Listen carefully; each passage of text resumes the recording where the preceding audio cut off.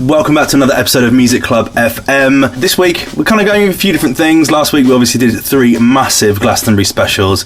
This week, we're covering some fresh new records from people like Kenney, Bring Me the Horizon, Camel Fat. We're looking at some of the albums that are coming out in July. Happy July to everyone that's watching. We've got some amazing discovery this week from the likes of Oscar Jerome, Flatbush Zombies, and also a chat with the Clockworks alongside a bit of a festival graveyard for Wireless Festival. So, we have an action-packed show this week of 16 amazing records, starting off with Kanye West and Travis Scott's new monstrosity that is Wash Us in the Blood. This record here, Kanye's back, about to release a new album forthcoming album called God's Country. This is the first single taken from that record, which features Travis Scott. It's mixed by Dr. Dre as well. Music video is pretty brutal. It feels to me like Kanye is delving around his different eras. It's kind of, he's taking the dark industrial side from records like Yeezus. This is very comparable to Yeezus. Kind of maybe a bit more raw, sounding a little bit more like T-Lop, which I loved as a record. It's probably my favourite Kanye album. Whilst also, you know, he doesn't swear in this record. He talks a lot about God and Jesus. So he's kind of keeping it still on his religious thing, which, it's not for me, but I respect it. At least he's keeping with it. So enjoy this. This is Wash Us in the Blood by Kanye West and Travis Scott. Wash us in the blood, whole life being thugs, no choice selling drugs, Southside what it does. I'm interested to see how well that record ages. I literally just put it in at the top because it's the biggest record, but we'll see. Next, we're talking about Bring Me the Horizon, who are back. They have announced they're not putting out a new record, they're in kind of a new era. So they're releasing 4 EPs over the next, I think, 12 months, rather than putting out a new album, which I've got a lot of time for. A lot of time. We talk about the importance of singles and EPs later on in the show when I catch up with the Clockworks. But Bring Me the Horizon, listening to them and their new record, it's quite cool. I quite like it. It's a little more... it's a little less commercial than some of their previous stuff, especially off of Ammo, but it's still really cool. I really rate it. And, I'm excited to see more of them. I really enjoyed Ammo as an album. I thought it was a really cool record. It kind of blended alternative heavy music with pop in a way which I don't think many people have been able to do. So I'm just excited to see what comes next, really. And I guess if you've not got the need to put out a big album, then having kind of a blend of stuff is pretty cool. So yeah, this is the first thing taken from that new era. This is Parasite Eve by Bring Me the Horizon. It's a Parasite Eve, gotta feel it in your stomach cause you know that it's coming for you, leave you flowers and green. Next, we're moving into an act that I did very early on in WTF last year. We're talking about Camel Fat, who are amazing guys from Liverpool. Liverpool? Manchester. Yep, they're from Liverpool. Many releases on Defected Records, big records. Go and check them out if you enjoy this. This time, teaming up with Yanis from Foals on the record Hypercolor. It feels to me that, especially after Yanis produced that last album and has done some kind of Foals remixes, that there might be a little Yanis spin-off project in that kind of SLP way that happened last year with Serge from Kasabian, and I'm okay with that. If this is the first kind of dabble of that, then this is cool. I like this. This record is really cool. Obviously, Camel Fat bring the heavy hitters every summer, so to include Yanis is really cool. It's blending the two worlds, and also it feels to me like the start of something interesting for Yanis. I'm okay with that. Enjoy this for now though. This is Hypercolor featuring Yanis by Camel Fat.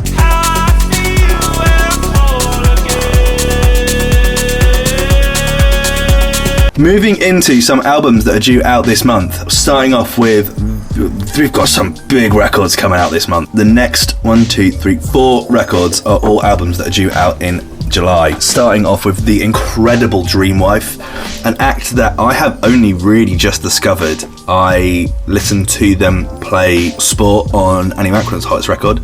They released their debut album. Let's have a little look at them. Bella, Alice and Raquel.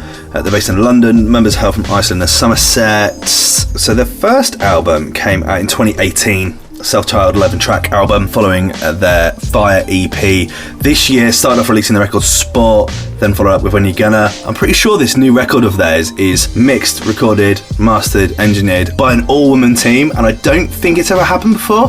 I could be wrong. I'm pretty sure that was the fact when they put out Sport earlier on in the year, which is mad. So everything I've heard from that album so far is absolutely exceptional.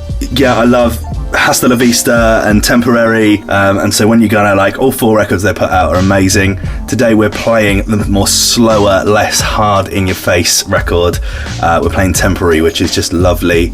If you like the kind of softer Wolf Alice, this is kind of comparable, I think, but they have the ability to really go out there as well. I have a lot of time for. I'm well excited for this record because every single's brilliant. That comes out on Friday, so I am gagging. Enjoy this. This is Temporary by Dreamwife.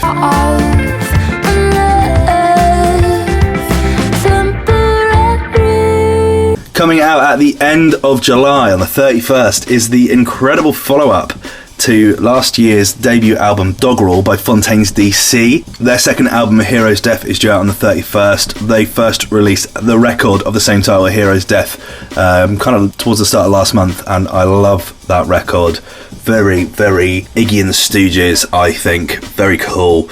This time they're back with a new record, the amazing I Don't Belong, which I love. Really excited to see how they follow this up, because their first album was a monster, and a lot of people have gone down and just said how amazing they are live. It was nominated for a Mercury. A lot of pressure on them to smash this, and if they do, we're going to see the start of an unstoppable band here.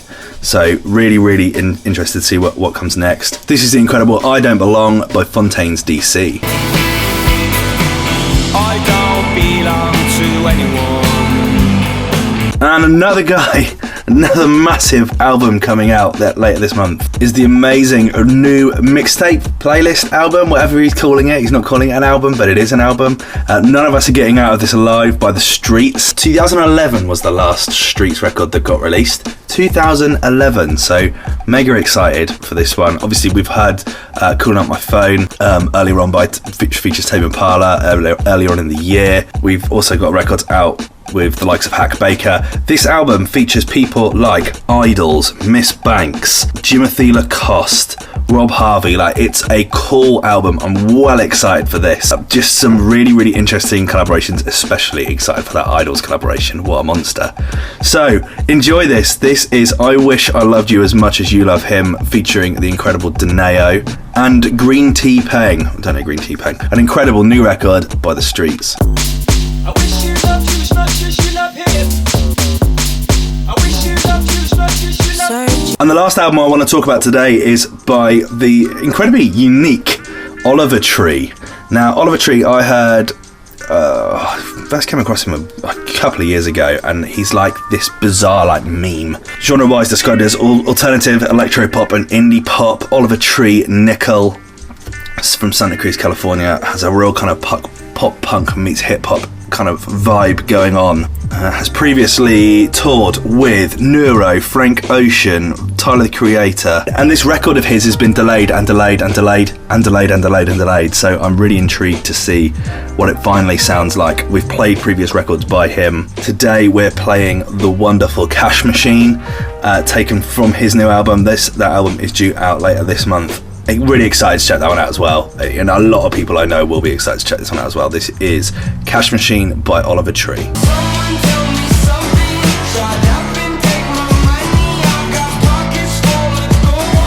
I want to move in now to a bit of discovery. The first record that we're going to talk about today follows in nicely from Oliver Tree, and but also is very different. We're talking about a guy called Kenney Hoopla, who I came across by one of you guys recommended him, and wow, what a guy! This guy can make music.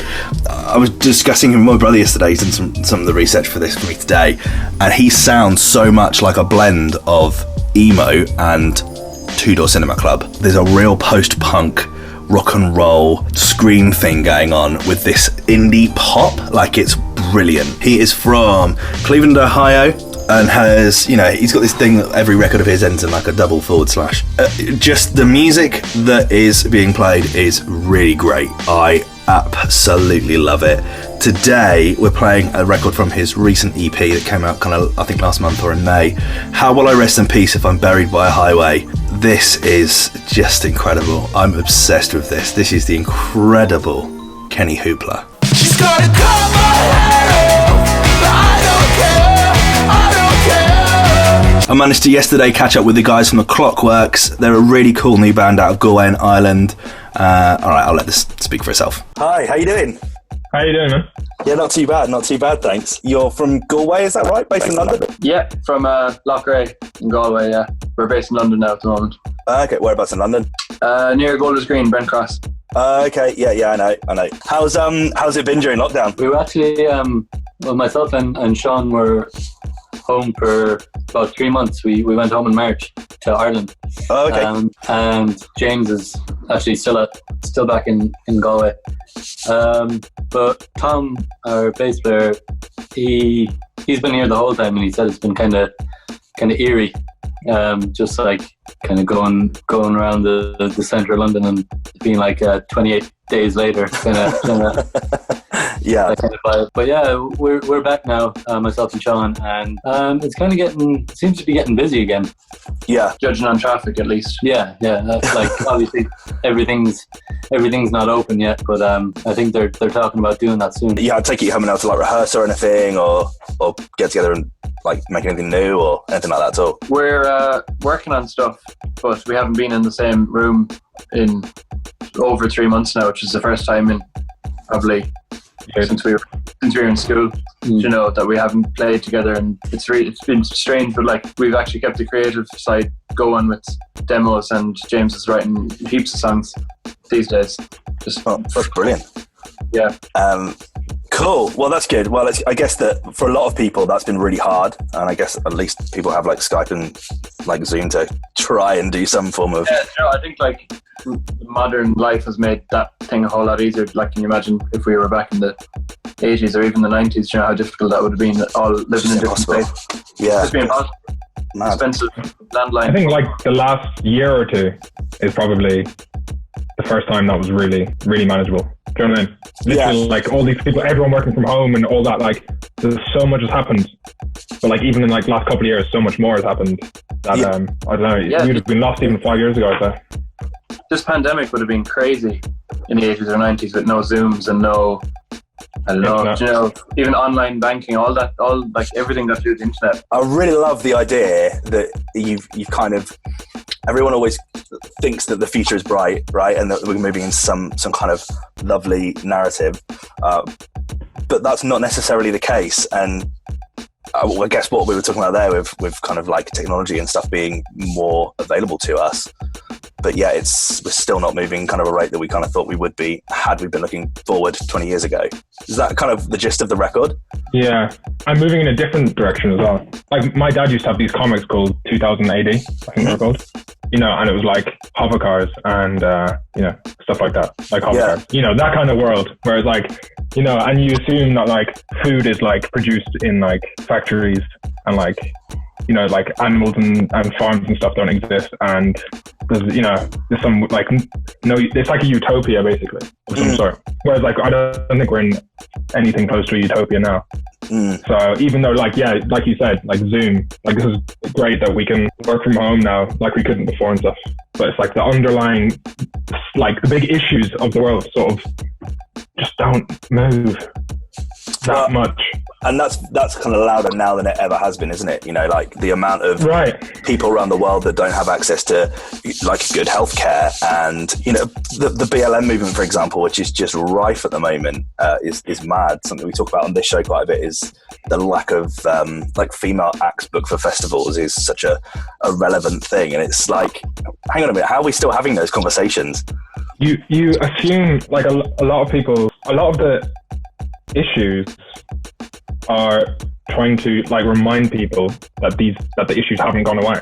You know, like there's like so much time spent, so much like energy spent just telling people that the thing you think isn't an issue is still an issue, let alone actually actively solving it. You know? Yeah, I was listening to it earlier and properly listening to it as a record and thinking kind of critically about it. And I was like, it's so true. Like we're in this place where especially 2020, you know, if you look at Back to the Future, it's like you said, it's flying cars and you know, you put a banana in your car to power it and that's all good. But it's like, you know, it's still powered by coal and, you know, having these horrendous issues that still happen to us. I wish we could transport ourselves to like a utopian sort of time, but it's like That's what the people in the 50s thought today would be that. Yeah, absolutely. You know what I mean? And now we're walking around thinking that everything is shite. Yeah, and we'll probably be thinking in the 2080s that it'll be all right. And Right, yeah. yeah, In our like weird technology that we could never predict now. Which definitely isn't hover cars. No matter what it is, it's not hover cars. Definitely not. So I've seen that am I right in thinking that you've played shows of people like Fontaines DC in the past? Yeah. How was that? They weren't like the Fontaines DC that everyone knows now, and we weren't the Clockworks that some people know now. Do you know, we were both small bands in Ireland playing small gigs to a few people, which was great. Which is we loved. You know, we love connecting with other bands, especially when we were back in Galway. We'd just put on gigs ourselves and find bands from Dublin and ask them down to play with us, vice versa. And it's just great, you know, connecting with other like-minded musicians, and it's great to see success come as well from that. Yeah. Well, there seems to be just an array of amazing talent coming out of Ireland at the moment. There's so many cool bands that are just around at the moment. They just seem to be smashing it. It's funny, isn't it? Something in the water, maybe. It's a funny one. It's like we've spoken about it a couple of times before. You know, even amongst each other, but like with, say, other people maybe in like interviews or whatever. And it's like, you know, in the past, when there have been sort of scenes or whatever you want to call them, like little pockets of like loads of bands coming out of a certain space, and they often talk about how they were sort of oblivious to it happening until other people told them it was happening, you know. Yeah. And I think we, maybe specifically us in particular, were completely that way because we were in the west of Ireland in our own little bubble. I keep saying in our own little bubble, but it did sort of feel like a little bubble. Yeah. And then there was like bands like Fontaines over in Dublin, and then they were sort of doing that, and we were like kind of like trying to get bands over to Galway a bit, and we were going over there a bit, and then suddenly, you know, there's like all these bands. Everyone's going like, there's so many bands coming out of Ireland. And you're like, yeah, actually, I guess there is actually, yeah. You know, yeah. It's cool. It's hard to describe, but yeah, it's cool. No, it's really cool. It's good to see like diversity in our music as well, and it's so easy and for everything just to come out of like London, but you know, you have great stuff coming out of Ireland and Liverpool and like the northern cities and even places like Middlesbrough and Newcastle. There's some cool stuff coming out of everywhere, as well as like I've just come back from a year in Australia, and some of the music that's coming out of Australia is ridiculous. Like there's so much. It's not just linear now. It's like not New York and London like it always has been. It feels like we're really kind of spreading out again, which is really cool. I'm really excited for it. There's a strong culture in Australia of music. So where we have like the BBC over here, and like Radio 1, they're big radio stations called Triple J, which if you go to YouTube, you can search for Triple J. And yeah. They do the covers. Absolutely, yeah. Like a version, yeah. And I guess as a radio station, they're kind of somewhere between Evening Radio 1 and like Six Music. So they play really cool alternative music all day from across the board. And I guess what sparks that is a really interesting blend of music. Like they have their own kind of like little grime scene, which sounds bizarre with an Aussie accent. They've got some really, really cool punk bands, and some really like good rock bands and stuff coming out there as well as like it's been techno and house and drum and bass over there for a long time. It's been a big hub for it over there. But then you got like that's what I would know them for is techno. And like Melbourne Shuffle, yeah. But then I guess like you look at people like Pendulum and you look at Flume and Tame Impala, like they're all from Australia. So there's something pretty cool. And the Chats, yeah, who we definitely love on the show. So when's your next gig? I take it that's like who knows, right? £1 million question. God knows. I'd like to say next week, but more than likely next year. Right. Well, please God, next year. You know, you wouldn't know. There's a lot of industry talk that it'll be without a vaccine. It might not even be next year. It'll be late next year. That's a scary part. Yeah. I mean, we covered Glastonbury quite a lot this week, and it's just mad that, you know, that 50th year big year just didn't go ahead. It's just bizarre. You know? Yeah, this was meant to be our biggest biggest year yet. With bookings wise, we had the summer pretty filled up with every festival that we wanted in Ireland and England and Paris and Prague and all these different places lined up. All gone out the window. Yeah. Well, it will happen. It's just a delay. Yeah. So I keep telling myself anyway. Yeah, the weird thing is though, like you say, like, because we could say like, oh, I will be playing in May, right, next year. Yeah. You could say that, and then at the same time, you're not sure is that pessimistic or optimistic. Yeah, May, like, is that outrageously soon or outrageously far away? Isn't that in itself the most bizarre thing though, that we're like I see that like your next UK booking on like Songkick is live at Leeds, which is a really cool little like a festival for little bands and stuff, and there's loads of people there, and I'm hoping that goes ahead in November. But then they're like, oh well, maybe Glastonbury won't go ahead next year, which is next June, and then it's Reading and Leeds happen at the end of August next year. It's like, hang on a minute. You're right, Ray. Like, is that optimistic or is that pessimistic? And the fact that I suppose the bigger the thing you're talking about, the less likely. So, like, Glastonbury is the biggest thing you could imagine. So the likelihood of that happening is lower than like Leeds. Especially although Leeds. It's outside. Yeah, although it is outside, that's true. That's true. Yeah, true. Yes, that does. Yeah. So it's just impossible to read. Well, as soon as it's back on, I'd love to come see you guys and and check it out. The records are really cool. And so you're working towards like anything bigger? Is it like an EP in the works or anything bigger than that? Maybe we're just focusing on singles at the minute. Yeah. Creation is a singles label for now, and I think that's what Alan, who runs it, is happy doing, and we kind of spoke to him, and we're happy with how the singles are going. So I think we're going to keep going with singles for the moment. That's cool. Well, that's a fun kind of medium in itself, right? You don't have to tell a massive story. You can just take these little snippets and comments and stuff, right? Yeah. Well, like hopefully we're hoping to release them closer together, and kind of get a few out in the next couple of months. Just kind of become more regular with them. So then, yeah, you're right. Kind of tell these little stories as opposed to, putting a lot of time into an EP when we can just, if we're releasing regularly, then it's kind of the same thing. Absolutely. Yeah. I like that. Also, I think it also allows us to focus on coming up with a really good album instead of just putting out, like, I'll put out your 3 singles, throw together 7 B-sides. You know what I mean? Yeah. When like, everything about us is, whatever that is, everything about us is the opposite. Right, okay. like we don't like to waste a hi-hat, let alone 7 songs on an album. You know what I mean? Absolutely. Like, we don't like to waste, like, if like a guitar shouldn't be playing for 1 second, even if you want to play, if we don't think it should be playing, it's not going to be there. You know what I mean? So, well, I guess it also forces you to be in that place where you're only as good as your last. And so many people, like you said, put 3 really great singles out and then put a load of filler and weird stuff out. But if you're constantly putting out singles, then you're constantly one-upping yourself. It's just gonna... Yeah, I like the idea of keeping consistency and quality in the singles. It suits us down to the ground at the moment that while we work on an album or like discuss an album, we just keep producing quality singles. Well, and just keep as long going. As long as they're of this quality, then I'll be a listener. Oh wait, yeah, we should probably mention that now. Actually, we have a new single coming out August 14th. August 14th. Yeah, we just posted a little kind of sneak of that on our Instagram there a few days ago of the new video, so there'll be more information on that soon. But it's Can I Speak to a Manager? Or a manager? No, it is a manager. I second guess myself.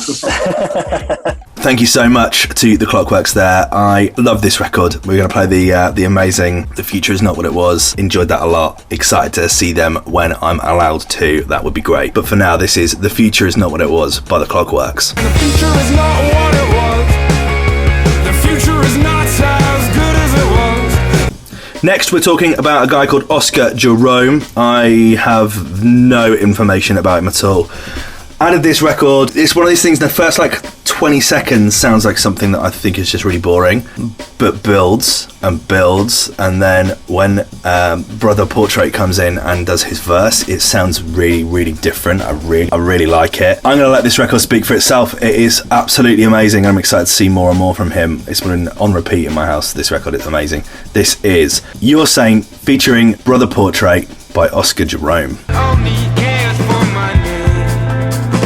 You're saying only cares for money. Next, we're talking about a rap collective called Flatbrush Zombies. 3 of them, Michi Darko, Zombie Juice, and Eric Ark Elliott. They're from Brooklyn, New York, described as hip-hop. We talked about Flatbrush Zombies when we talked about Denzel Curry. They did that really cool live show where they like performed in the wrestling ring together. They've got a really cool energy. In fact, it says here that they first bonded over Dragon Ball Z and wrestling when they met in high school. I love that. That's brilliant. I think they're much bigger in America. I think there's something that's kind of broke over here, but I love this record here. It's one that's... I've got so much time for people that can still flow and rhyme and it not be aggressive. It's hard to explain this sound because it's not really in your face and it's just a bit different, but I really love it and I love the production on this record. It's just great. This is the wonderful Blessings by Flatbrush Zombies. Life is too short, too bad, and too wicked. Cherish today, now it's too late for us to kick it. We're going to finish today's show off just by playing another 5 records, all from Wireless Festival, which was meant to happen this weekend, RIP. So in this week's festival, Graveyard, we're talking about some incredible rappers that were booked for Wireless. Whistling this down was not easy. I mean, there's a lot of stuff that I don't like. There's a lot of stuff I don't like, but there's a lot of stuff which is great and I'd love to see. Starting off with the incredible A$AP Rocky, who I have seen before. Actually, he played Reading a few years ago and I was really disappointed in him. Something about, I don't think they do it anymore, but like live rappers would come on stage and just like do their ad-libs and bounce around the stage, and I just find that really lazy. When I've seen rappers who actually do the rapping, like Run the Jewels or Odd Future or Eminem, like they properly commit to it rather than just do their ad-libs. I've got time for that. I hope that was just a weird little time in A$AP Rocky's past and he's not going to continue to do that, because I think he's absolutely great. Today we're playing the wonderful Sundress, which takes an amazing Tame Impala sample. Oh, I love this record. It's so good. Enjoy this. This is Sundress by A$AP Rocky. I guess you fell into the wrong hands, yeah. Next, we're coming back to the UK and we're talking about the wonderful Skepta, who, of course, is synonymous with the word grime.